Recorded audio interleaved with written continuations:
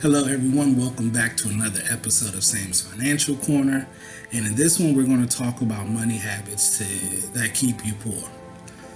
We're going to go a little deep. I'm not pulling no punches in this video. So let's go ahead and get started. The first thing, taking care of everyone except yourself. And we do that when we are enablers, when we are people pleasers, and when we don't value ourselves. Because when you don't value yourself, you end up doing things for other people because you only see the value in yourself in as much as people thank you for the things that you do. There's nothing wrong with taking care of people, helping people. That's what we should do in society. We should help others. But there's a point that we can do it to the detriment of ourselves because we don't care about ourselves enough first. We don't put ourselves first. We think putting ourselves first is arrogance and ignorance, and it's not. It's self-care. Putting myself first does not mean that I ignore other people. It's taking responsibility that I am responsible for my physical, spiritual, and emotional health and financial. And because I am responsible for me, I am my caretaker, I must make sure I'm okay first.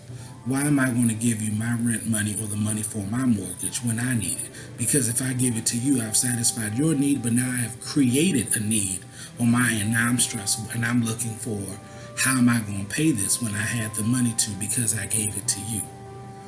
Don't ever. I don't care who it is, even if it's your kids. I understand as a parent, you're going to be like, I can't see my kids without, I got to do everything I need to do. And you can tell yourself whatever you want to. But at the end of the day, they're adults and they're going to have to learn. Now, of course, things happen. I'm not saying don't give if you have it, but don't give your rent money or your mortgage money for them and then create a need on your end. If you can help them, fine, help them. But if you can't, do not harm yourself to help others. And a lot of us do that financially. We give of our last for someone else. And then when we need and they don't do it, then we get mad at them. But they didn't require that we gave, that we did not require, let me say it this, I want to make sure I say this correctly. They did not require that we give our last. And so, but we did it, and now we put that requirement on them, and that's unfair. So we got to stop doing that. We are not responsible for taking care of the world. We don't owe anyone a damn thing. We do not. So take care of yourself first.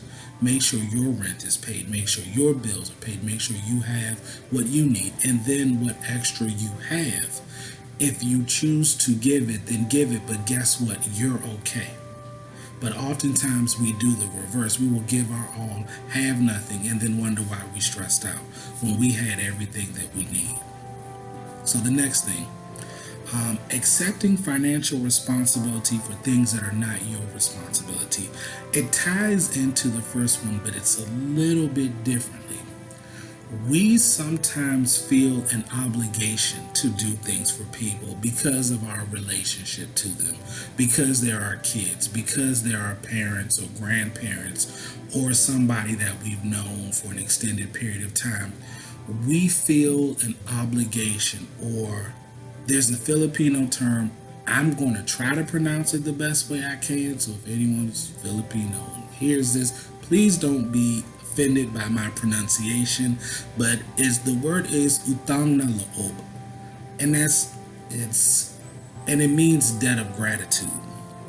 Sometimes we feel a debt of gratitude for people who've always given and done for us. And because of that debt of gratitude, we will always feel that we're obligated. So when this person wants something or asks for something, we must always say yes. And you do not have to. You don't have to say yes. It's okay to say no. It's okay to say yes when you can. So let's say it's a parent or child or whatever, and they're like, hey, ma, hey, whoever, I need $200. If you got $500 over here that you're not doing nothing with, you don't need to, you don't care, You're going to give them the 200. Why? Because it's not going to change your financial position. It's not going to make you and break you in that moment, so that you do not operate at a loss. However, if you give them that money and you need it, then you create a loss on your end. And we have to stop creating losses in our life. We are not financially responsible for those that we love and care about. We do not owe them anything. And don't let people, because people will manipulate you and be like, I've done this for you, I've done that for you. And that's a clear sign that someone is manipulating you if they're going to bring up every last thing they have ever done for you.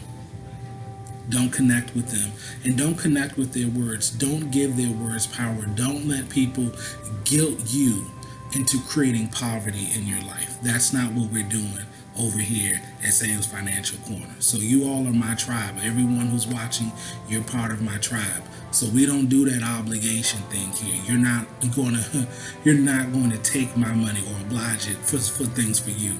No sir, no ma'am, that's not what we do over here. What we're over here doing is creating financial stability, creating wealth, and creating and enhancing our knowledge base so that we can improve our lives and then improve the lives of those we love. So don't let anyone bait you or manipulate you. Don't stand for it. Here is another one, and this one is going to sting, and it depends. So I'm going to just say this. Believing that you owe your parents because they raised you. I've heard a lot of people say, well, my mother raised me, my father did this, I gotta do. And the answer is no, you don't. And I know that's going to be unpopular opinion. I know some people be pissed. They be like, I owe my parents, they raised me, I have to do. If you live a life of obligation, you are always going to feel like there's a hole, because it is. You're not taking care, doing because you're loving them or you love them. You feel because they have loved you or do things now you must do for them. You're not doing out of a place of love. I love my parents. Of course, I do anything for them. It's obligation, and you're not obligated. You don't have to do anything for your parents. And some people, parents are irresponsible. They are. You're not obligated to take care of them. You're not obligated to bail them out of every financial thing that they have. You're not obligated to make things right. You are not obligated to be the fixer. You've chosen to be the fixer, and you have to choose not to be anymore. That doesn't mean you don't help your family, or you do, but you got to be more wise in your decisions and trust your instincts. Have you ever made a decision about something and that little voice inside you say, don't do it, don't do it, don't do it, and you don't listen and you do it, and then that little voice stops, you stop listening to it. It's still there because it's trying to tell you, but we've trained ourselves not to listen. I got to do this because I'm supposed to. And that can even go for the reverse if you're a parent and your kids. Some of your children, they just going to do stuff. Why? Because they know you will always bail them out. And you got to stop doing that. There's nothing wrong with being a safety net and, hey, telling your kids, look, there's a difference in your child is like, mom or dad or grandpa, whatever. I want to do a business. And your parents, as a parent, you have the right to say, you do this business. I know it can be risky, but I know it's something you want to do. And I choose to support you, so I will help you in this way. That's okay. But when your child is out here not paying, they're not doing stuff because they know that you're always just going to send them money, you're not teaching them any financial responsibility. What you're teaching them is dependency. And that creates a toxic energy within your family dynamic and structure. And you need to stop doing that. Don't enable your kids and children. Don't enable your parents. If they're not doing what they're supposed to do, that's on them, not on you, because that'll drain your entire soul. And that's just emotionally unhealthy. It kind of brings me to my next point. All of these things are tied and intertwined. But this one is the one that, for me, well, I've never had. Honestly, my friends and family tell me, Sam, you will say no in 10 seconds. I will, because I don't. So it's saying yes to no questions.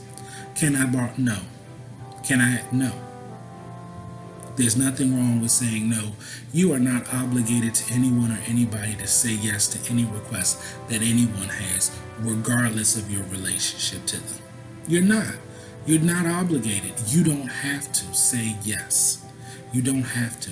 And if you feel an overwhelming sense of obligation, you probably just need to say no. That's all I'm going to say. Look at your life. How many times do you say yes when you know you need to say no? Start saying no. Well, here's a test for you. I want you to say no to people and see how they respond. See, a person who values you when you say no, they'll say, oh, okay. They may push a little bit. You sure you can't give a little something? But other than that, they're not trying to put a whole lot of pressure on you. They accept your no and the relationship goes on. But if you notice, most people are users. Let's just put it there. We're just going to say it that they're users. And so guess what? Once you give them a no, they be like, oh, okay, well, I got to go. And then you don't hear from them again until they need something. People who really love you and value you as a person and care about you, they want a relationship with you. People who want something keep the relationship to keep something, or rather to get something that they want. It's not always financial, but we're going to stick with financial in this case. There are some people who have made it their mission to listen to your conversations with them, to know when you get paid so they know when to hit you up for money. Start telling people no and see how they treat you. People who love you, not going to have a problem. Those who are users, they're going to say you change, or they're going to call when you want something, when they want something, and those are the people you need to cut off. The last point I want to make, and this is one of the most important things I want to say. Sometimes we don't love ourselves enough in a financial setting to put ourselves first. We always do everything. I got to take care of my kids, and I know they're going to be parents who's like, my kids come first. Your kids shouldn't come first. They should be a priority in your life, but they shouldn't come first. And I know people are going to be mad at me. I really don't care. Here's the thing I want you to understand. Children are a blessing. You are responsible for them, but you are the priority. You need to put yourself first and make sure that you're okay. Because if you're not, you're only going to give them from broken places within yourself. You got to put yourself first. Your children are a priority. They are priority. You have to love yourself first.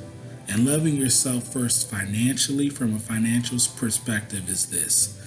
Because I am a representative of what a mother, a father, a person should be, and my child sees me and looks up to me, I must operate in a way that I would want them to operate growing up. So if you a financial mess all over the place, guess what? You're teaching them. Because your children do not care about what you say to them.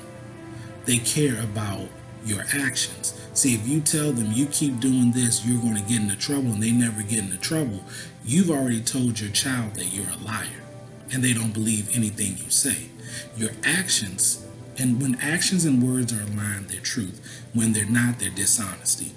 So when it comes to your financial life, you have to start to live your financial life in a way that when they look at you, they see the example of what they want to be, not the example of what they don't want to be. And in order to do that, you must put yourself first. You must say, I must save. And then as you save, you teach them, this is why you save. This is the important things of saving. I pay my bills on time. This is how I do it. You should pay your bills on time when you become an adult, because I invest. And this is why. And you do that. Once you do that and tell them why, number one, you create conversations when it comes to money. That's important. Number two, you create an avenue for them to communicate with you. Children need to feel connected. They need to feel that they can be able to come and talk to you about things. Don't just tell them you need to save your money. Tell them what you do. You don't have to be specific. Because kids, depending on how old they are, kids will repeat everything. But depending on how old they are, You can tell them certain things. The reason I'm bringing this up is because we have this notion in society that we need to always put others before ourselves. Being or working on yourself or putting yourself first does not mean you put everything last. Doesn't mean that you disregard people or you don't care about other people. But putting yourself first is an act of self-love. And a lot of times that's why our relationships with money, especially with other people, go sour, because we have a horrible relationship with ourselves. And we hate ourselves in many ways in different levels because of society, because of things that have happened in our life, anything. But as you begin to put yourself first, you will see your life begin to change. And putting yourself, I want to say it again, putting yourself first does not mean that you do a disservice to those around you, nor do you disregard them. It just means that you prioritize yourself. And see, once you begin to do that and see the importance of self-worth, that is something that's you can pass on to your kids that's greater than any amount of money. So that's it for this video. I know I've said a lot and I apologize. I know it's kind of long, but I said everything that I said and I wanted to say. So thank you all for watching. Please like, comment, and subscribe. And I hope to see you all in the next video. Take care. Bye-bye.